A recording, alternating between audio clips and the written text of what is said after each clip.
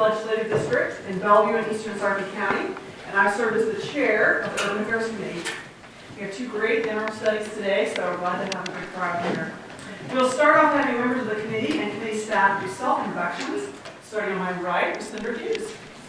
Thank you, Chairman Crawford. Dan Hughes, Senator of District 44, 10 counties in southwest Nebraska. Colby Joash, District 27, right here in Lincoln. Trevor Fitzgerald, Committee Legal Counsel. Laura Epke, District 32, 4 counties southwest of here. I'm Courtney Brightright, I'm the committee clerk. And I think we have other senators who have said they will be here, so this will be coming in as we're rolling here. Also assisting the committee is our committee Paige Alexander from Sioux City, who is a political science and history major from UNL, and Ryan from Orange County, who is a political science major at UNL. Thank you. This afternoon we will be hearing two interim study resolutions, and we'll be taking them in the order listed outside the room. On each of the tables in the back of the room, you will find blue testifier sheets.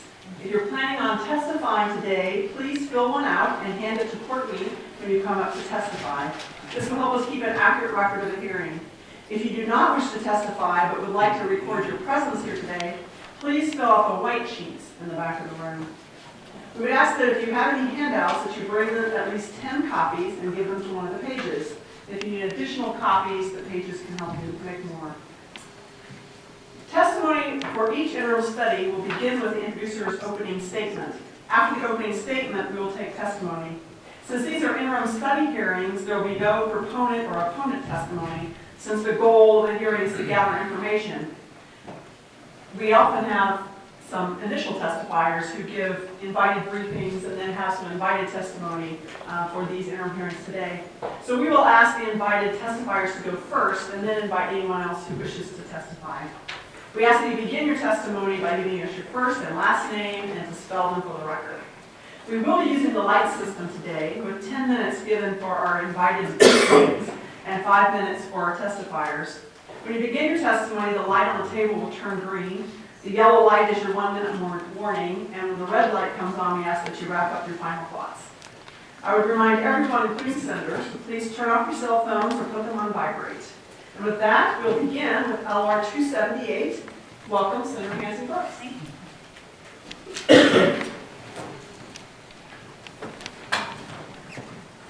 Good afternoon, Senator Crawford and members of the Urban Affairs Committee. My name is Patty Panzing Brooks. That's PATTYPANSINGBROOKS.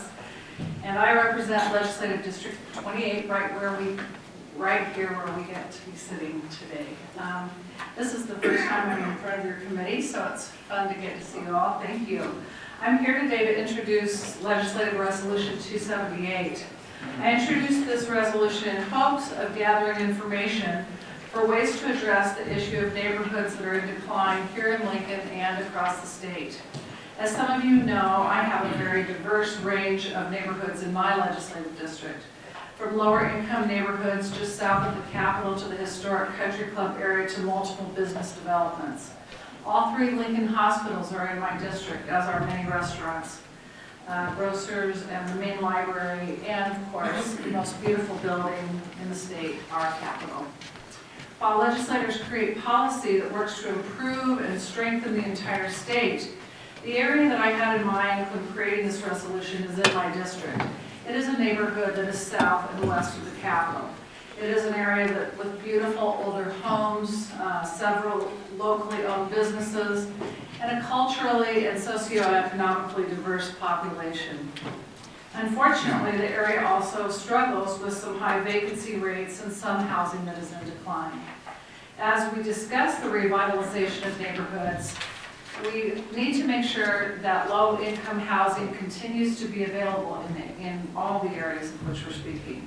Also avoiding any kind of gentrification, the moving of people out to make room for possibly a higher socioeconomic neighborhood is something I also want to help avoid. It must be part of the discussion as we seek opportunities for any kind of neighborhood reinvestment. We are seeking today tools that might be used to improve and strengthen low-income neighborhoods without displacing the residents who are vital to the lifeblood of their community.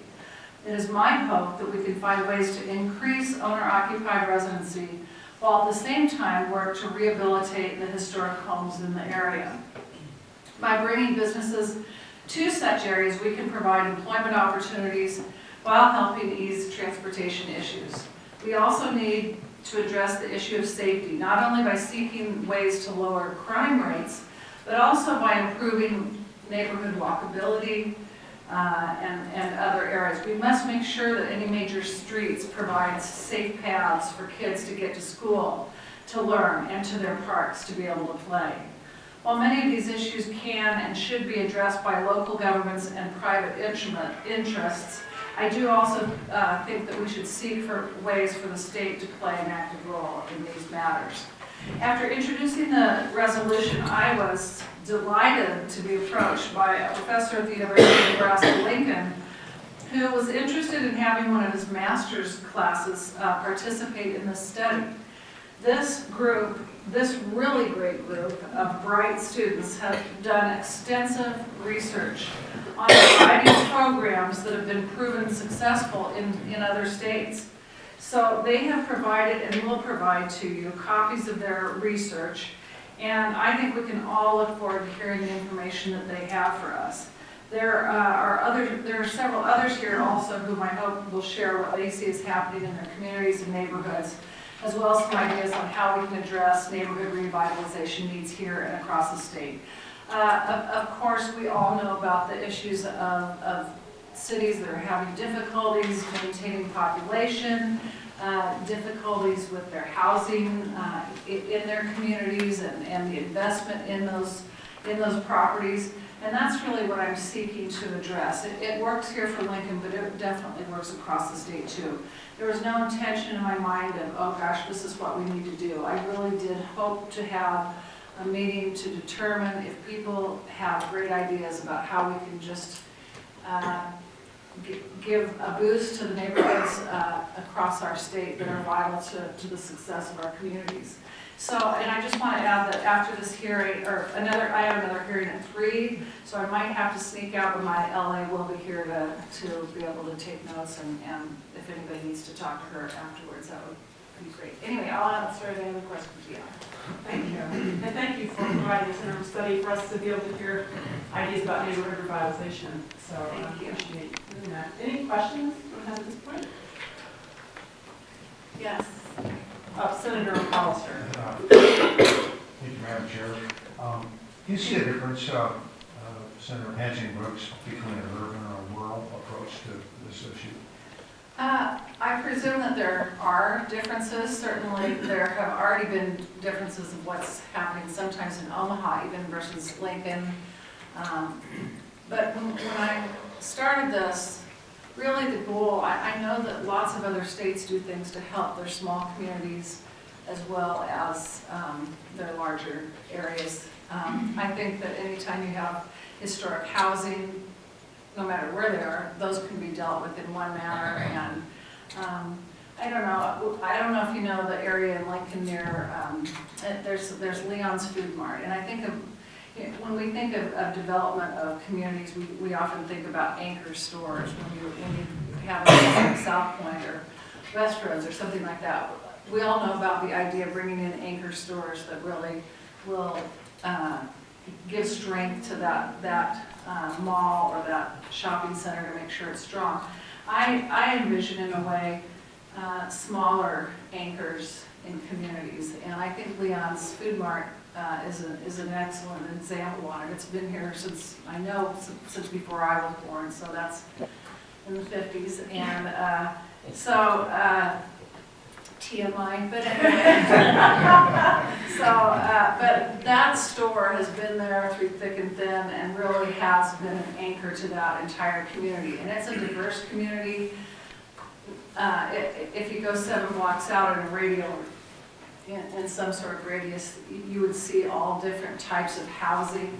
But it has been an anchor that has kept some vibrancy there. So I keep thinking that in each community, we all have little small anchors, whether it's a coffee shop or a library or something that really brings people and attracts people, or there might be a specific event.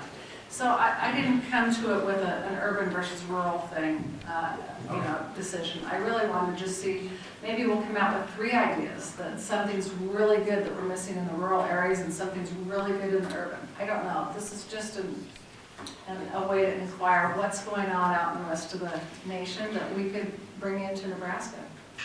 Thank you. Any other questions?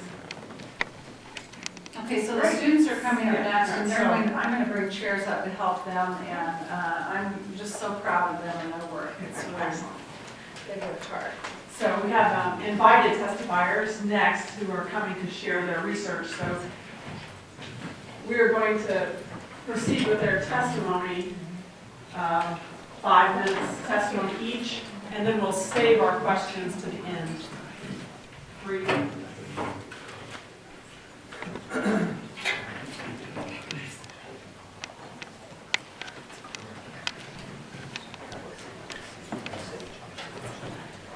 Oh, and while they're being settled, we have 2 new senators to introduce themselves. John Collister, District 20, which is Central Oklahoma. Matt Hanson, District 26, Northeast Lincoln, and because of this topic, the neighborhoods of University Place, Bethany, Meadow Lane, Havelock, and probably others that have.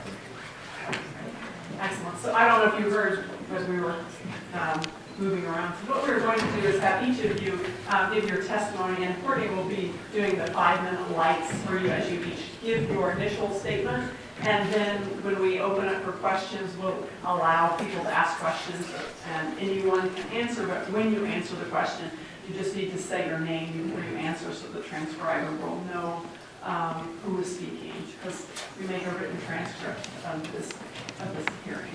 Okay? So, go ahead and you can begin. Please state and spell your name first.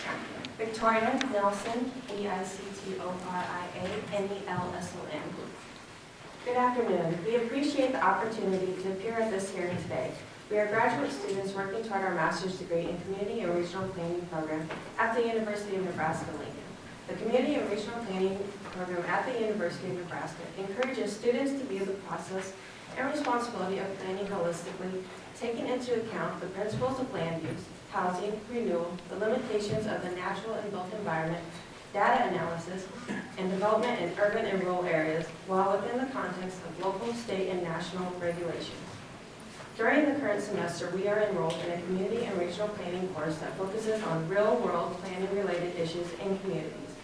This semester, we are focusing on neighborhood and community revitalization issues and programs that are designed to encourage revitalization. Much of our work during the first part of this semester has related to Legislative Resolution 278, which was introduced by Senator Pansy Brooks in this last session of the legislature. We have been using the ideas and issues outlined in the resolution as the basis for initial examination of existing revitalization programs and resources. So far during this semester, we have been monitoring the planning activity for the areas south of downtown Lincoln, along with researching many other urban and rural revitalization programs enabled by the state government here in Nebraska. In addition, we have been researching revitalization programs that exist in several states surrounding and similar to Nebraska: Colorado, Illinois, Indiana, Iowa, Kansas, Michigan, Minnesota, Missouri, North and South Dakota, and Wisconsin. And copies of these drafts that we have created are also available at the back of the room. Today, we would like to report on some of the initial work that we have done, but more importantly, we would like to hear your comments and recommendations about particular aspects of the resolution on which you would prefer to see us focus our efforts during the remaining time in current semester, which ends in December. First, we feel it is crucial to define some key terms to help clarify any confusion that may be present into what we are researching, and those key terms are gentrification and revitalization. Gentrification is the buying and renovation of houses and stores in deteriorated urban neighborhoods by upper or small middle income families or individuals, thus improving property values, but often displacing low-income families and small businesses. This word, gentrification, is something nobody wants to hear, and is something that we strongly want to avoid. Therefore, we are focusing our research on revitalization. Revitalization is defined as the idea of enhancing neighborhood resources, economic development, public services, and the quality of life. Urban renewal, redevelopment, and revitalization projects are crucial to the success of the city because it stimulates the economy, enhances property values, instills a sense of civic pride, reduces crime, and helps current businesses and attract new ones. In this analysis of case studies and other general research, we have found common threads of successful revitalization programs that each of us would like to share with you here today. For example, I found one that came out of Iowa. It's the Hart Family Fund for Small Towns, and they assist small town preservation and revitalization initiatives around the country, with a focus on towns with populations of 5,000 or less.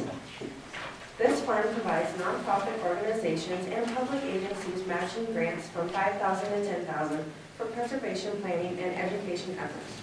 Funds may be used to obtain professional expertise in areas such as architecture, archaeology, engineering, preservation planning, land use planning, fundraising, organizational development, and law, as well as preservation education activities to educate the public. As mentioned earlier, our main goal here is to get some input from you on what direction you would like to see us take from here on out. Thank you. My name is Matan Gill, M-A-T-A-N-G-I-L-L. So we've reviewed a lot of programs in peer states, okay? And we've noticed about 4 common elements that contributed to a successful revitalization program. Some of these might be common sense, but we've also seen them left out before, and which led to unsuccessful programs.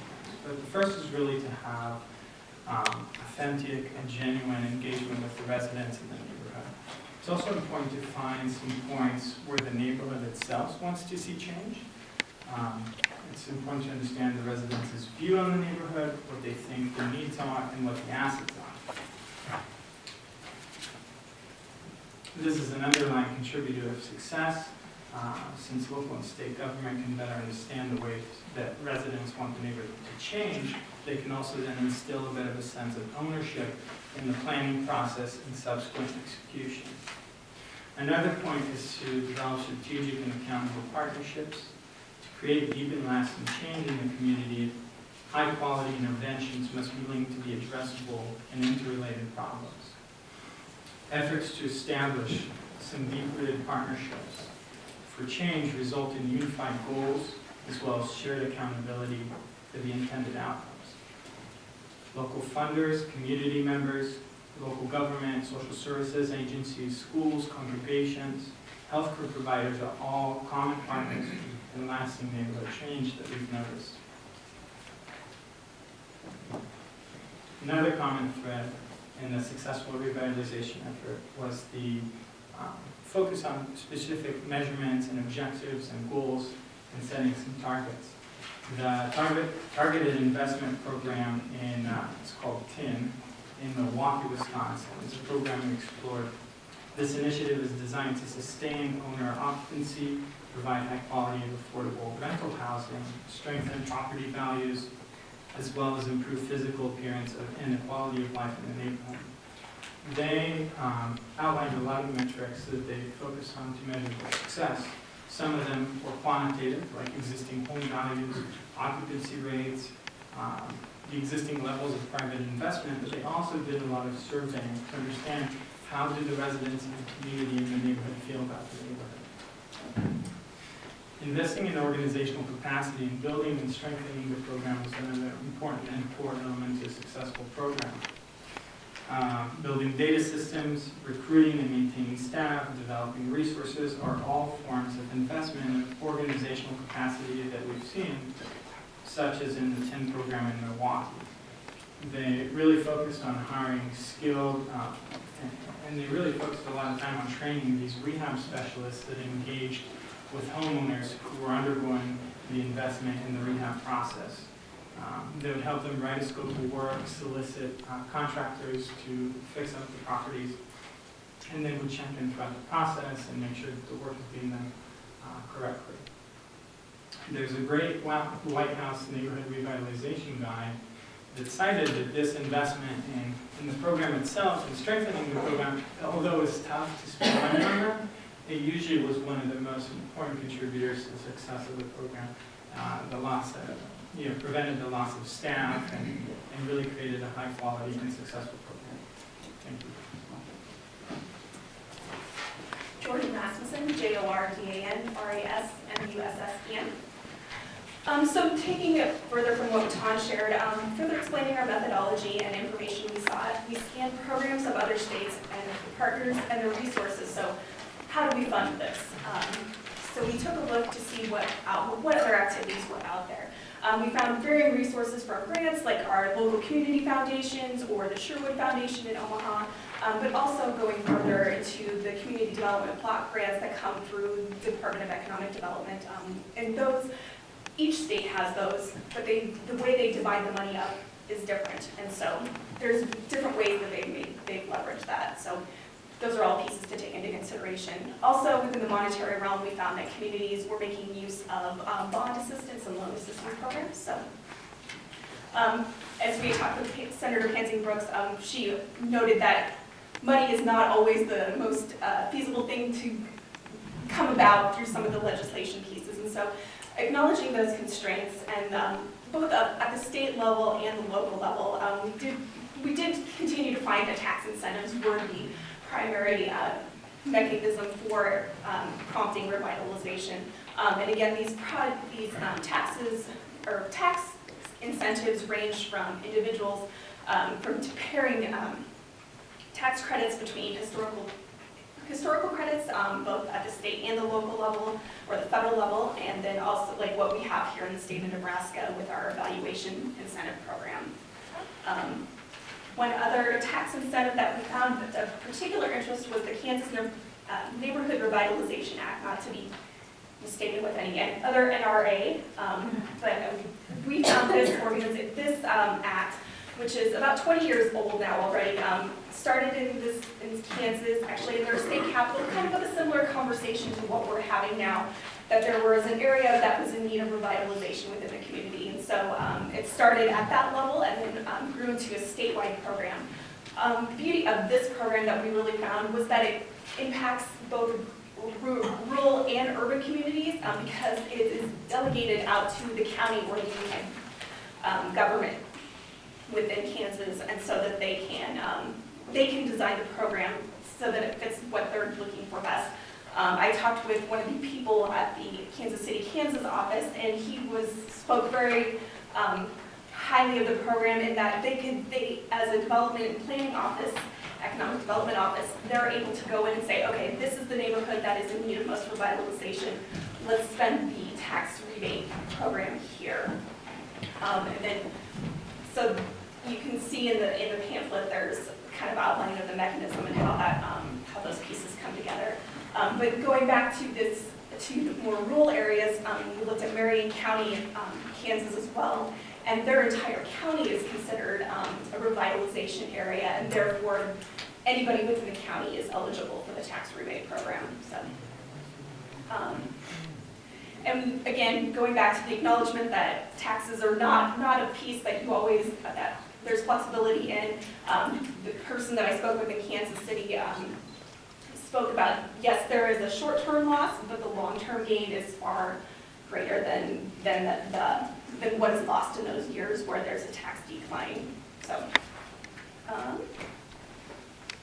we also, the other piece, and Matan touched upon this as well, was the acknowledgement of the context and that collaboration and conglomeration of programs.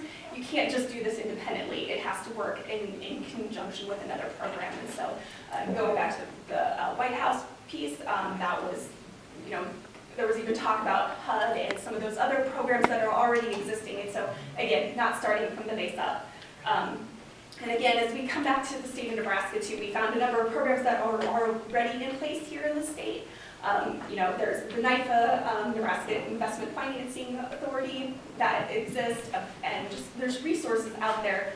Figuring out how to pair them together is kind of where we concluded. And I guess in conclusion to our presentation, again, this is a preliminary study. We're open to your recommendations, your questions, and we hope to develop this further. Thank you. Excellent, thank you. So I believe what I'll do is I'll recognize senators who have questions, and then, again, we'll just allow whoever feels most comfortable answering it to answer it, and just identify yourself before you answer the question. Thank you. Senator McAllister. Thank you, Madam Chair, and thank you for your testimony and hard work. Well done. I think you talked about tax incentives. Can you be more specific what those tax incentives are? Are they related to property taxes primarily? Yes. So the one that I looked at in Kansas, excuse me, Jordan. The one that we looked at in Kansas was a tax rebate program, and so for the property tax program, where the property owner is responsible for paying the original assessed value, the tax there, and then once they make the investment, then there is a period where they don't have to pay that increase, but their tax is paid fully up front, and then it's issued as a rebate. So making sure that taxes are paid fully and that there's no lapse in payment of taxes. And that generally involves existing properties rather than tear downs? It was a variety of projects. So it was both, there was new construction or rehab, both commercial and residential. In the Kansas City, Kansas piece, they looked at a lot of residential communities, and it was an incentive where if the neighbor was getting a tax rebate, then the next neighbor, and so that's how they found the greatest benefit of it. I think in the Exarban area in Omaha, where I think that would certainly qualify for revitalization, they simply are going to tear down all the properties and then create some low-income housing. That would also be applicable. Thank you very much. Thank you. Thank you. Other questions? I'll ask a question then. I don't know if you talked about tax increment financing in your course. If you can explain how this is similar or different from tax increment financing that we currently have in the state. Or if not, that could be a follow-up question that you're on and get back to us. Okay. That's fair enough. Just add that to your list there. So I have another question then. The second question, as you noted, we have several tools, and I'm sure that's the case in many states. So you had mentioned the importance of partnerships. I wondered if you saw any models or lessons to learn in terms of how to help neighborhood groups know what tools are out there and how to apply for them, which ones to use. If you saw any examples of really how states might help neighborhoods use existing tools. That's a good question. I haven't noticed particularly something like that works really well.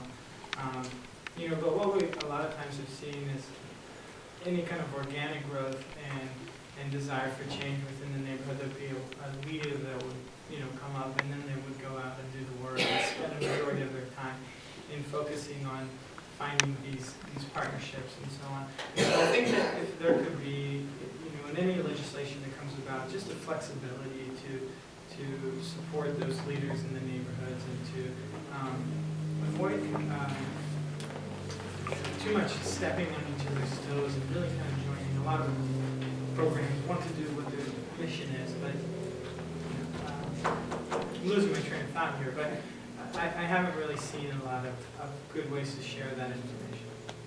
Jordan, we did find from the state of Pennsylvania through their Department of Economic Development, they did have, it's very simplistic where it's a matrix of what programs are available, but it's in comparison to our Department of Economic Development website, you can't necessarily navigate through it as easily. And so I think that's even simplification making it more accessible or understandable to a layperson that, or just your village clerk, so that they can make use of some of those resources.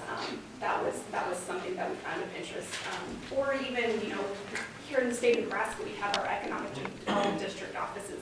If there was, an enhanced staffing or an enhanced effort there, where there was more outreach and education. I think, again, it's there, we have to talk about it and provide, or share that those resources are available, and so that it doesn't go unspent.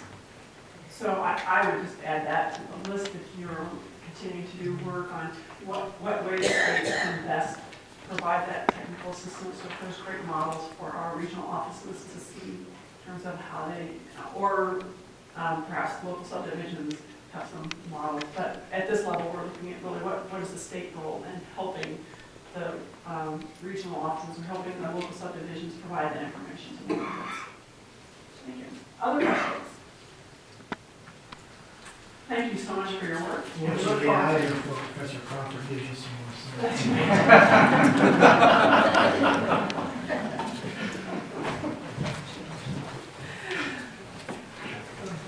Thank you. We will now open testimony to others who would wish to testify on LR 278.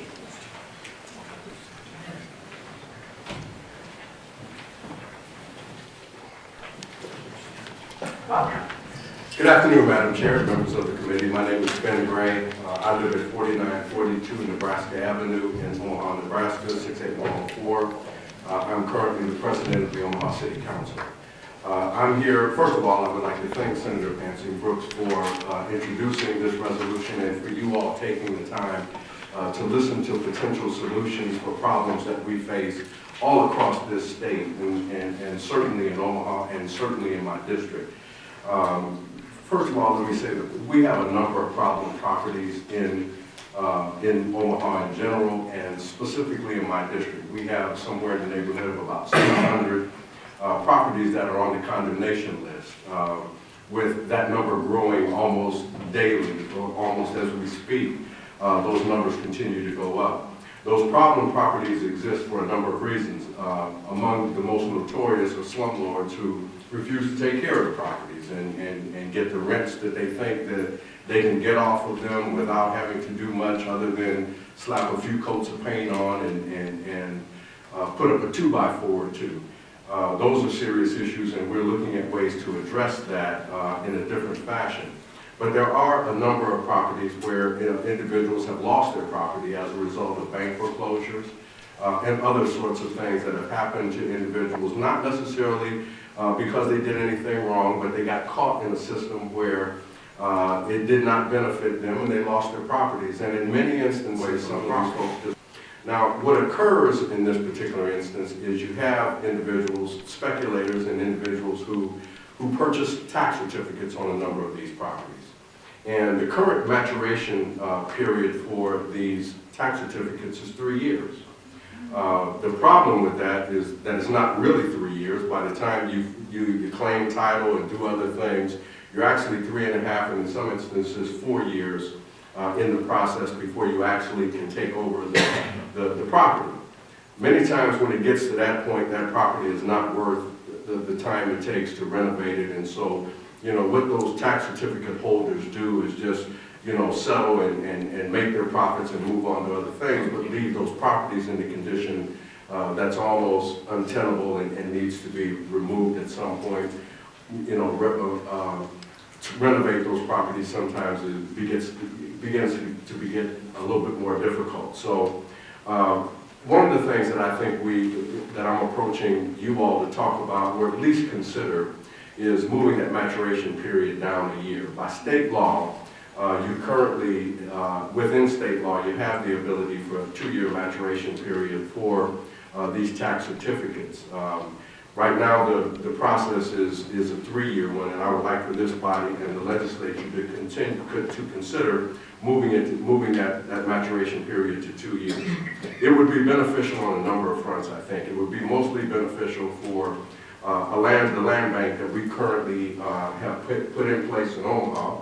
The process that they are probably going to use is by way of the tax certificate as well. But, you know, moving it down a little bit gives us a little bit of authority. Now, I have to say that I would prefer, well, 1 year maturation period, but at least the 2 year that is provided by state law, I think, is what would be most appropriate in this instance. It would give those tax certificate holders and others the opportunity to get onto the property a little bit sooner and maybe forestall some of the renovation problems that may occur if a property continues to sit vacant. Again, I think this would help the land bank. I think it would help those who are tax certificate holders who at least can get on the property a little bit sooner, especially some of our financial institutions who would like nothing better than to get on the property. I mean, it's their investment. So they would want to get on the property sooner to try and save that property and sell it. So I would encourage this legislature and this committee to consider moving the maturation period down from 3 years to 2 years. I do want to mention one other thing that Senator Pansy Brooks talked about, and I do think it's important for us to have a discussion. I don't know that we could do it all here today, but there is the issue of gentrification that is on the minds of a number of people, and it's not lost on me, especially in a district that is represented, that I represent heavily African American and other minority groups in District 2. And so we want to do this in an effort to try and make these homes so that they can renovate them quickly. And in a lot of those instances, those properties can go back to individuals who are building their credit, building their ability to own property. The other thing that we have to do is make sure that people are retrained or trained.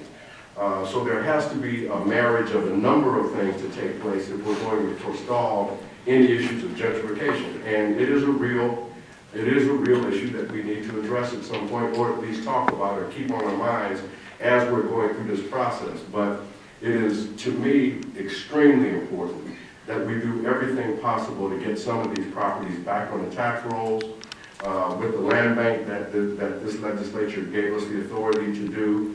It gives us the opportunity to assemble properties so that we can entice developers to move into these areas. Now, that comes with a cost in some instances, and that's the gentrification that I talked about earlier. But we've got to do a number of things to make sure that we minimize the effects of gentrification and that we maximize the opportunities to put these properties back on the tax rolls. There's no better way to gain tax dollars than through property tax. There's no better way to get property tax other than to get some of these properties back on the rolls. With that, thank you all, and I'll answer any questions that you all might have. Thank you, Councilman Gray. What I'd like to do at this point is, the legal counsel has told me there's a constitutional provision here. Would you mind just putting that on the record? Yeah, just for the record, what Councilman Gray is discussing is a constitutional provision that states that property owners have a 2-year right of redemption on property that is seized for non-payment of taxes, which is why he's mentioning 2 years as far as state law will allow. So making it less than that Yes. would require constitutional. And making it less than that would require constitution. But right now, the maturation period is around 3 years, and if we just reduced it to what state law requires, I think it would benefit a number of our tax certificate holders and some of our financial institutions in the long run. Excellent. Thank you. Questions? Senator Koch. Thank you, Senator Crawford. Thank you, Councilman. I do want to talk about this tax certificate issue, and you mentioned that moving it back would benefit the certificate holders, financial institutions. But I think one of the reasons that it's where it is to benefit the property owner. And if it were moved back to 1 year, that means the widower who inherited, got the property when her husband passed away and doesn't have an income, gets behind, that she's got more time to figure out a way to pay her taxes. So I think there's another side to that tax certificate issue, which is allowing enough time for the property owner to get current in order to keep their home. Yes, I agree with you, Senator. I understand that being the case, and I understand there are those kinds of circumstances. But I think overall, what we're talking about are abandoned and neglected properties only. And I neglected to say that, but I'm talking about abandoned properties or neglected properties only. Right, but the investors that go out there and buy these tax certificates, Yes. they buy them from abandoned and neglected, but they also buy them from people who are behind. Yes. Just trying to catch up. Yes. And the law would apply to all of them. Not necessarily, because when I just spoke now, I'm talking about abandoned and neglected properties only. So I'm not talking about properties where you have individuals that fall in the category that you just talked about, Senator. I'm talking about those that have abandoned or neglected properties. And I know that would be your target, but if Yeah. I'm a tax certificate investor and I go to the sheriff's sale to buy some certificates, Yes, I may not know if I'm buying a certificate on a property that's been abandoned, or if I'm buying a certificate on a property where somebody's fallen on hard times and maybe losing their home. yes.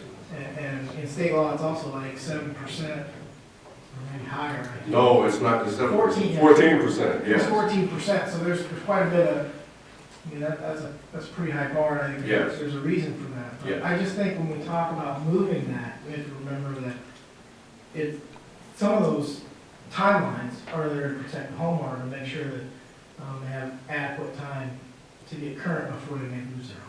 Yes, and I'm not trying to push people out of their homes. What I'm trying to do is make sure that, because we've got an issue here that you talked about that is significant in some instances, but the other side of that is we have some absentee landlords that are not taking care of their properties. We have some lending institutions and tax certificate holders who would love to be on the property as soon as possible to save their investment and can't do it because of that maturation period. So I think there has to be some I think we have to look at it from both sides and find, and I think where reasonable people can take a look at this, I think we can find ways to solve the problem for those abandoned and neglected properties where institutions have foreclosed, where we have landlords who are just not taking care of the property.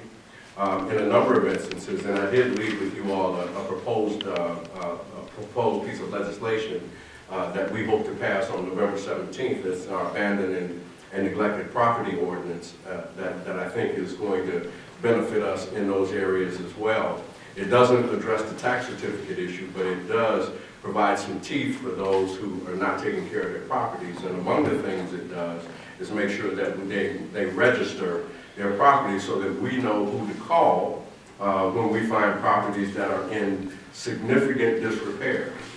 We've spent nearly $1.5 million as a city addressing abandoned properties, cleaning them up, getting rid of the litter and so forth.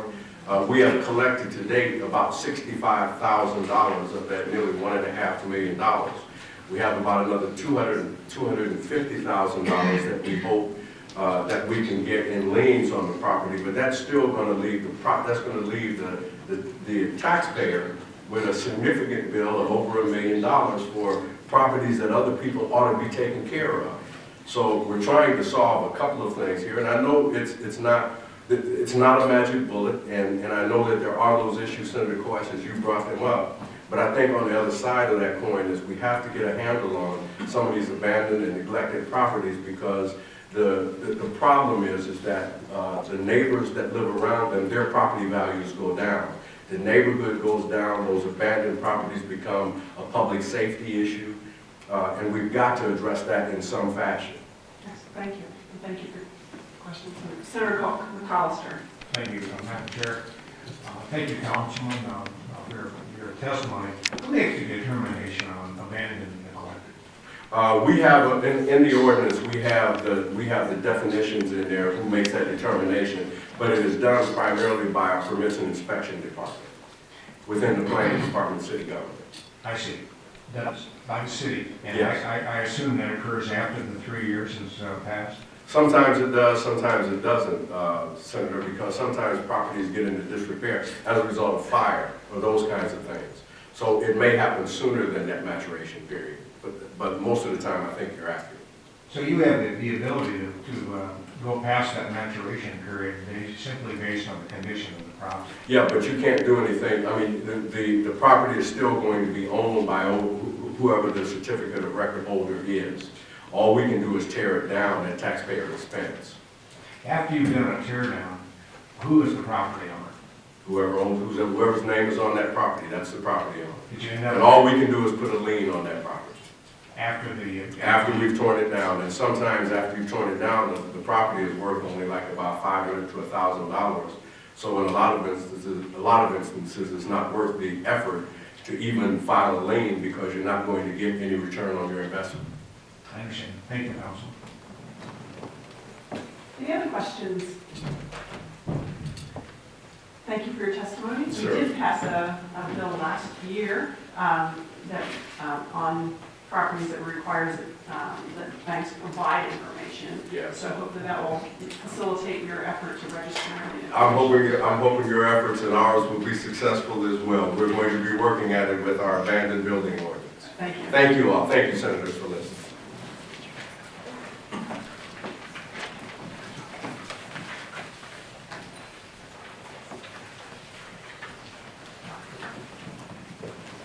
Welcome. You can begin as soon as you're ready. Good afternoon, Chairwoman Crawford and members of the Urban Affairs Committee.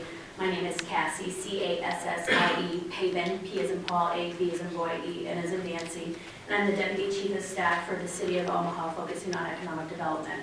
The City of Omaha thanks Senator Pansy Brooks for introducing LR 278 and for the committee for taking the time to have this important discussion. Communities use a combination of development tools to build a sustainable community and to be competitive in a continually changing economy. In every dimension, community development and neighborhood revitalization has become more complex and challenging, regardless of the setting. With these challenges come new exciting opportunities. However, in order to take advantage of these new opportunities, community leadership needs to be able to utilize the tools that are currently available to them to their fullest potential, as well as have the necessary tools in their toolkit to ensure optimal success. I have previously provided you during the hearing for LR 155 a comprehensive summary of the development tools available in the City of Omaha. Some of these tools are locally funded, some are made available by the state, and others through the federal government. And while the summary appears to be very robust, the reality is there are still only a few of these that are effective and most beneficial. Many of the tools on the list have the potential to be effective, but due to limitations such as eligible activities and allocation requirements, we often find ourselves limited on how we can assist a project or help a neighborhood, which would ultimately strengthen and better our community. It should be no surprise to any of you, as I've been before you many times talking about the importance of TIF. TIF is not only the most effective redevelopment tool that the City of Omaha has, but it's its only true redevelopment tool. The utilization of TIF is not only an investment in a current project, but an investment in our future. We are able to utilize TIF for public improvements in these areas, re-energizing them. We are able to then use other funds for other improvements in other areas where TIF is not eligible. Without this, we would not see the projects that revitalize our community happen, nor would we see the positive ripple effect that they have. The City of Omaha would oppose any legislative changes that would restrict tax increment financing, such as we did last session with LB 238, LB 445, and LB 596. The City of Omaha has one division within our planning department, the Housing and Community Development Division, whose mission is neighborhood revitalization. Activities that are integral to accomplish this mission are demolition of unsafe structures, acquisition of properties, construction of new home ownership possibilities and rental housing possibilities, rehabilitation of existing owner-occupied structures and rental housing structures, improvement of infrastructure, removal of lead-based paint hazards, burial removal for special needs population, emergency and handyman repairs, development and rehabilitation of public facilities, streetscape improvements, construction of commercial and/or industrial properties, housing, education, and counseling, rental assistance for homeless and near homeless households, and operation support for homeless emergency shelters. The Housing and Community Development Division within the Planning Department addresses this mission almost exclusively by means of federal and state grant dollars. I point this out because the City of Omaha is an entitlement community for the Housing and Urban Development program through HUD, and is eligible to receive annual allocations of Community Development Block Grant, Home Funds, and Emergency Solutions Grant funding. It is estimated that the city's next allocation of these resources will be about $5.5 million. This is a separate allocation than the one that the state of Nebraska receives that the Department of Economic Development then administers. The city leverages these funds with other resources such as HUD's lead-based paint control hazard and Healthy Homes Grant and the state of Nebraska's Affordable Housing Trust Fund. The city recognizes that it cannot undertake these activities alone, and in partnership with area nonprofit and philanthropic groups, and on occasion for-profit organizations, carries out these activities. Through these partnerships, we have learned many valuable lessons, and that to have an impact in an area, the projects have to become multi-phased and multi-year.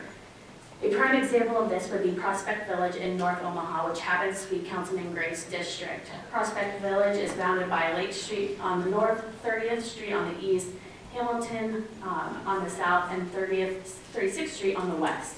There are a variety of activities taking place. We have over 30 organizations currently participating. Each organization takes a look at the area from a different angle, but then they then communicate together. We're starting to see a lot of impact in there. Most notably and most recently, we broke ground on the Highlander project, which is approximately a $76 million mixed income, mixed use project on a former housing authority site, which will bring a huge impact and hopefully spur future development within that area. One of the issues that we do have, though, is when we do concentrated impacts, because of funding limitations and some of the strings that are attached with some of the various sources, we're only able to impact about 10% of the homes within that area each year. So it really starts to make it almost seem like there's no end in sight. There's a couple other things I would mention. The legislature created the enterprise zones, which the Department of Economic Development had put out an application. The city of Omaha did make an application for that, and there's an announcement pending. This is great, however, there's no funding tied to these. So essentially, we were asked to make an application to help community improvements, but yet no funds to do anything with them. However, we were also asked to make sure that there was community matching dollars and show what we're currently doing in there, and we can show what we are doing. And then last but not least, and I briefly touched on it when I mentioned the Highlander project about mixed income and mixed use concepts. Affordable housing has a lot of different means to a lot of different people. A lot of the funding that we have ties that to the income that the household might receive. And there's a lot of jobs currently within the city of Omaha that would put people above that threshold. But when you start adding in other cost of living expenses, you start to see that, and I would guess eventually you see that across the state as well. So if there's some way to address mixed income housing, that would also be a benefit. And I'd be happy to answer any questions you have. Questions? I would ask one question, if you could just speak to any example of a land bank has worked in any neighborhood in Omaha? So I'll give you an update on the land bank. The land bank ordinance, as Councilman Gray mentioned, was actually enacted last year within the city of Omaha. The board was appointed in October of last year, so they've really spent about a year now really working through their policies and procedures that they're required to have. They did hire an executive director who started in mid-September. They're heading through a strategic planning process. I think there's some nuts and bolts as they get up and going. I know it's their goal to kind of hit that first tax sale, I believe in March of next year, to start acquiring properties. They've been fundraising to make themselves operational and sustainable. So there might be some things in the future that as it relates to the functionality of it. I would tell you from the administrative side of having to appoint the board, there's some things there and there's some instances. It's important to have everybody represented. Council districts as well as industries. However, how state law is written, which our ordinance basically matches state law, it becomes a puzzle. And as someone who assisted the mayor in trying to find candidates to fill that board, and it's a time-intensive board, to fill that board, it took solid 2 months of vetting candidates, finding candidates. Once people would take a look at it, maybe backing down, and then putting the jigsaw together of you have someone from District 4 that represents the banking industry and someone from another district that represents one of the other industries such as the Chamber of Commerce. The issue we have run into is if you have a member of the board that then resigns, in this case we did, you're stuck. So you have to find someone that matches that same characteristic from that council district, which can be a little bit of a limitation. One of the suggestions that I have in some notes on going through that process would be to, while having all the industries represented, there's also a clause within state statute as well as the City of Omaha's ordinance that talks about the general knowledge categories that they have to have: financing, community development, economic development, real estate transactions, et cetera. Rather than maybe saying one person has to be from this district representing the banking industry, this district representing property owners, this district representing something else, maybe making it a little bit more broad-based to ensure that all entities are represented and the knowledge base is represented. That my mother would be mad at that English, she's an English teacher. Making sure everybody was represented without putting the city in a spot where we've now searched for probably 6 months for someone that met the characteristics, and have reached out to over a dozen people that when they started looking at it and knowing the time commitment, particularly on a board as it just now starts getting going, it is huge. They've turned us down. And so trying some help there would be beneficial, but again, up until the point where they're really running, I don't know what fitting kinks we might find. I know there's other communities within the state that have looked at that. We see it as a huge benefit. I know our philanthropic community sees it as a huge benefit given the amount of money that they've been willing to support over the next 4 years for that group. Good, thank you. Other questions? Senator McAllister. Yeah, thank you, Madam Chair. Is the city administration on board with changing the time period from 3 to 2? We've had no discussions about the 3 to 2, and that's something we'd certainly be willing to discuss with the councilmen or any senators that were interested in that. I would tell you the other ordinance that the councilman brought up before you that's going for vote on November 17th, that's something we do have an interest in. We do have an issue with blighted properties, but we want to make sure that the language is right for everybody, and I think we've reached some compromise from some of the opposition that we have from that. Thank you. Other questions? Thank you.